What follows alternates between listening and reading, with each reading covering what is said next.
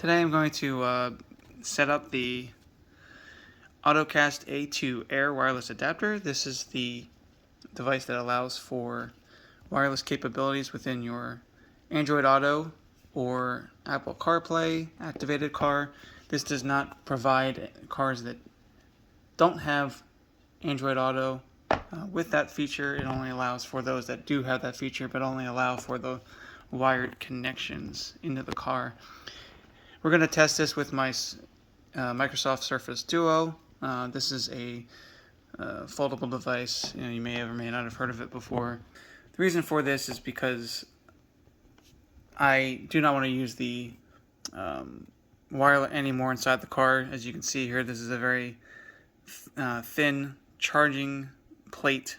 As you can see, the connector there, it's very small and very fragile. It's constantly break on them. I mean, the charging port itself is fine, but the plastic bezel around it breaks a lot. Anyway, we're going to go ahead and get started with the setup. First of all, I'm going to go ahead and move this over. Don't need this right now. But the box is actually pretty well made, I think. Seems practiced really well. You can tell it's actually brand new in the box. Hopefully I didn't just break it. So let's open up the box. Okay, the box itself is very well made, actually. I think it's very sturdy. It's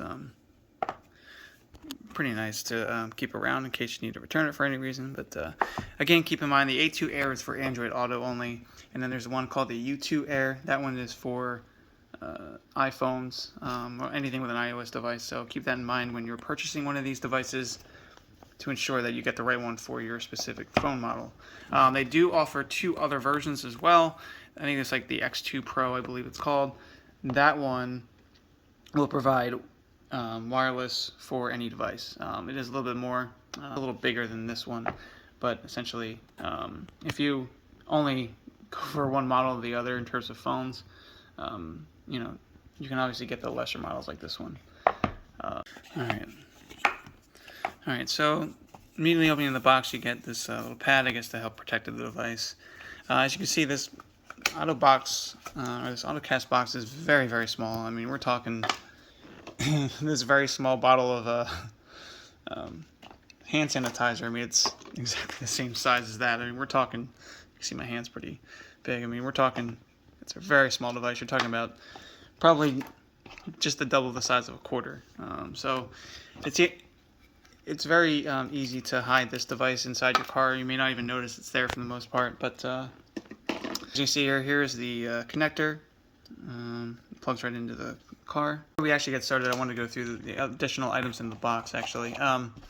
Here's the user manual. This helps you, obviously guide you through it if you're not watching this video. It's probably a very good, useful manual as well. It comes in several languages, obviously, but it tells you what's in the box just to make sure that you've gotten everything that you paid for.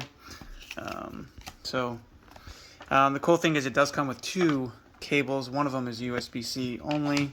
So if your car only has USB-C connector, not just the regular USB, this is the cord that you would use for the connection. However, my car, which is a 2020 Mazda CX-3, this only has this plug that uses the Android Auto, so we will go ahead and get that set up right away. Alright, so now we're in the car. As you can see, the color is actually a blue. It's actually kind of nice. It looked darker when we were inside, but anyway, as you can see, this is a very small device. In my CX-3, this is the size of a knob for the air conditioning. And typically, you're only going to have one spot for your, your Android Auto or your CarPlay, but you may want to get some 3M tape to keep it in place, depending on your vehicle, of course. Mine, it's easily accessible to down here. I mean, other vehicles, you might have it down in this, section here. Yes, I do have X-Spray. Anyway, you know exactly where to plug it in. I mean, obviously, you're just going to take out the old cable and plug in the new one. Basically, you're just plugging it in here. Cord in, right here. Okay, because I only have one hand right now and I don't have a tripod or something, essentially, you have to wait. You push it in until it snaps. That'll let you know that it's connected to the device. All right, so quickly, just put that down there. Plug this into the connection that says Android Auto. Some cars will tell you which plug to put it in. It has to be into the one that's for Android Auto, otherwise this whole system will not work. So just something to take note of.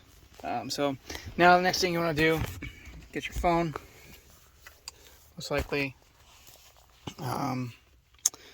and we'll go ahead and start up the car.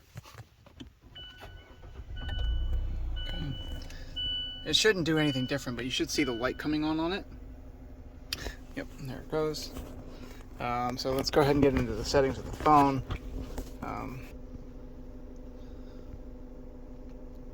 Go to settings.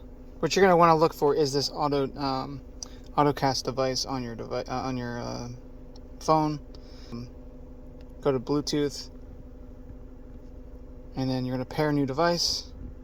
It should automatically come up. It looks like this one says Auto 8211. I'm going to hit connect. You're just going to have to hit pair, just like most Android devices. It's going to tell you that. Okay, so yep, looks like it did automatically detect it. On my Android Auto settings here, it's going to just say disagree or agree. I want to agree. And then looks like it's automatically connecting. And that's it. It is really simple, really easy. Looks like it has all my preferences from before. As you can see, my device is not connected. And it's all working properly. Let's check out some music just real quick, just to see if it plays the music fine. I'm not sure what. We'll just play my playlist here. My like songs. Let's go. It doesn't really matter, I guess. Well, actually, yeah. I'll just play this. Now, it's very quick too. I mean, this is actually just as quick as if you were connected to the device. So it works very well. Very easy.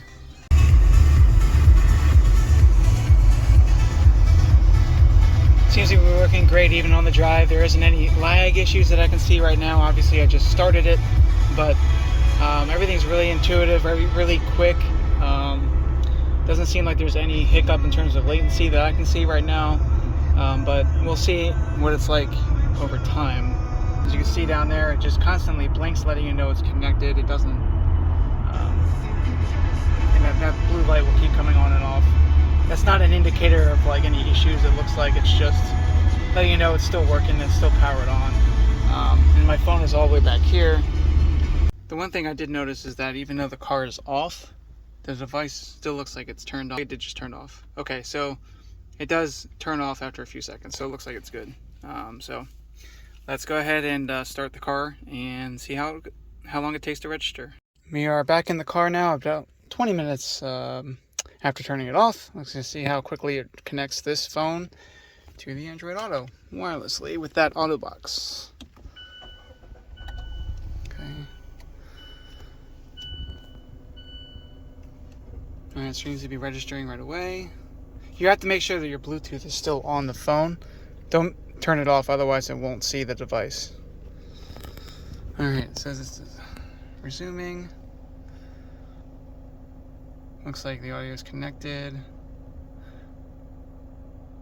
Popped right back up. Everything looks good. Let me just try the music again. Let me see. I don't want to do it for copyright reasons, but yep, it seems to be working fine. That was about as quick as I would expect. So, first impressions, this thing is absolutely amazing for the price. It's very small, so I do worry about its durability, but as far as performance goes, it seems to be working fine. Thank you for watching this video, and let me know if you have any questions in the comments.